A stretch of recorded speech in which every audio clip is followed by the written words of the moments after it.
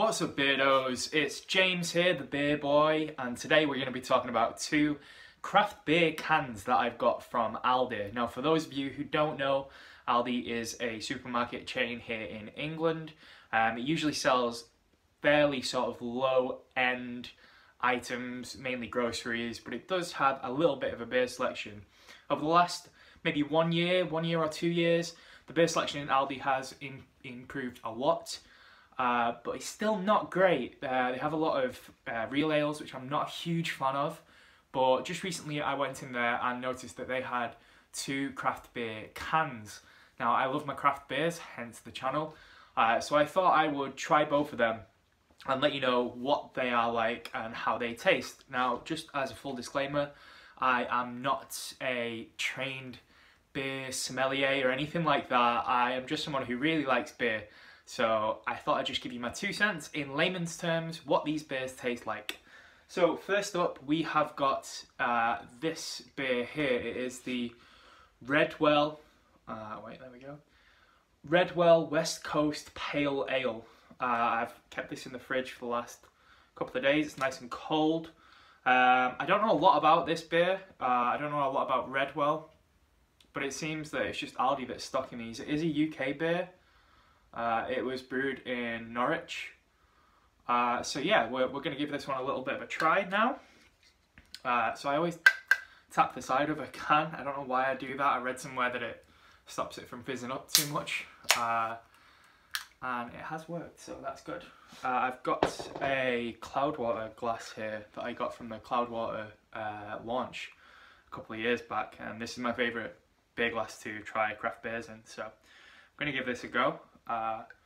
As you can see, it pours a sort of nice golden, sort of pale colour. Not too dark, not too light. Now, I believe that I have tried this beer before and it is not, I don't know, I remember it being not great, to be honest. Okay, so that's the beer poured. Fairly decent head on there. There is some stuff floating in there, which I can't quite make out, but yeah. My nails are filthy. So I'm going to give this one a bit of a try now. It smells quite florally. It smells like flowers, maybe a bit of honey in there as well. It doesn't smell too bad, to be honest. I went to a rum tasting class once and they said that the best way to smell things like beers or rums or any spirits is to put it towards your chest and smell from there. And that does give it a bit of a more light, hoppier smell to it. I forgot the word for smell there. It's not bad at all, to be honest. Okay, so I'm going to give it a bit of a taste here.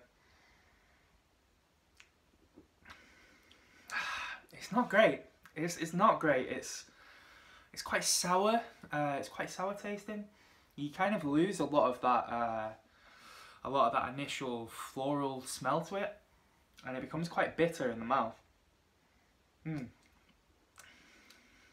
Yeah, I don't know how best to describe it, but it just kind of tastes off. It kind of tastes like it's just been sat out for a while. Yeah, it's really not nice. Yeah, if I was going to give that a review, I'd say maybe 4 or 3 out of 10. It's really not a great beer. I'd only buy this in like desperate circumstances. I think it was £1.50 in Aldi, which even by Aldi standards is kind of expensive for a single beer.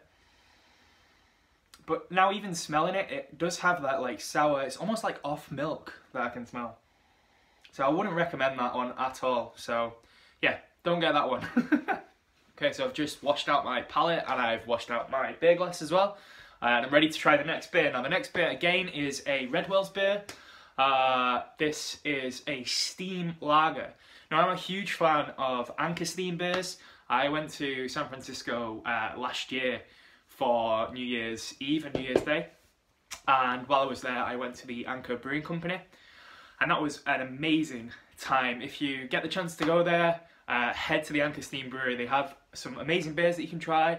I'm not usually a fan of the darker sort of porters or stouts or anything like that, but the ones there were incredible. And I must have tried maybe 6 or 7 beers while I was there. It was absolutely unbelievable. I'm a big fan of their California lager as well. So I've got high hopes for this one, but after the last one, maybe I shouldn't. Okay, let's pour this one out.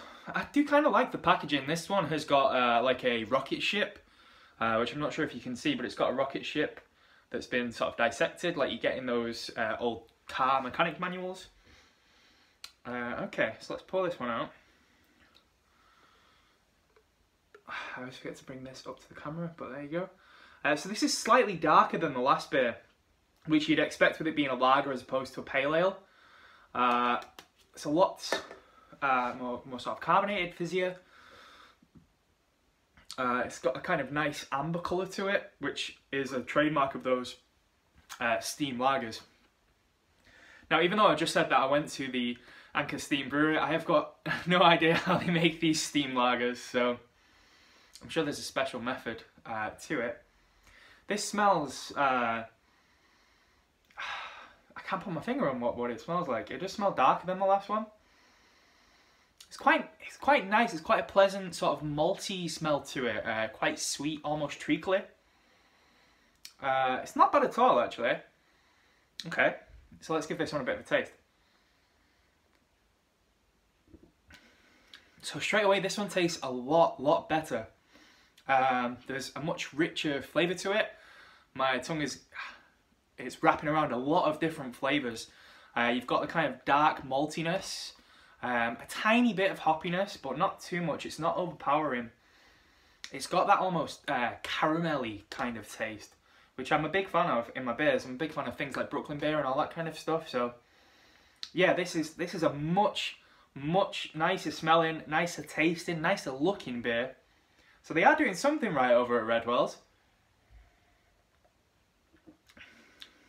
Yeah, it doesn't linger. There's no sort of negative aftertaste to this beer. It's just nice bit of maltiness, nice sharp bit of hoppiness that just bursts through on your first taste of it. It's very drinkable. I'm not getting any of the sort of sour milk smell or taste of the last one.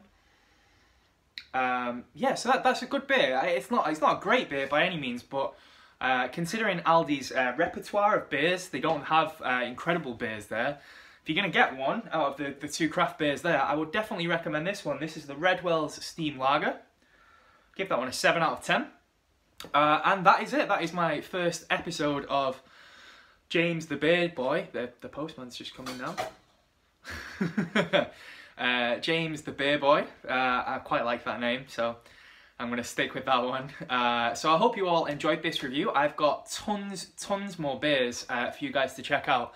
I actually recently received a Beer 52 subscription. I'm not sure if you guys have heard of that, but each month they send you 8 or 10 craft beers. You can select whether you like hoppier beers or more of a mixed variety of beers.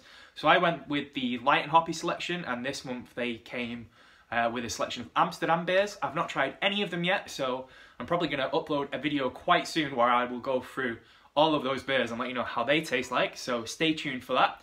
But otherwise, I will speak to you later. Enjoy your beer wherever you're getting it, and thanks for watching.